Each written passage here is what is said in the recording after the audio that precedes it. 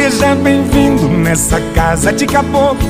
O que eu tenho é muito pouco aqui nesse fim de estrada. Tem um ditado aqui no nosso recanto, que o pouco com Deus é muito e o muito sem Deus é nada.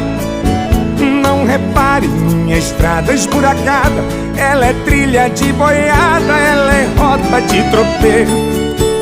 Quando chove é uma lama grudadeira, quando é sol vira poeira, parecendo um fumaceiro. Seu carro, moço, é o primeiro que aparece. Meu cachorro não conhece, nunca vi um trem assim. Pode até parecer surpresa pro senhor,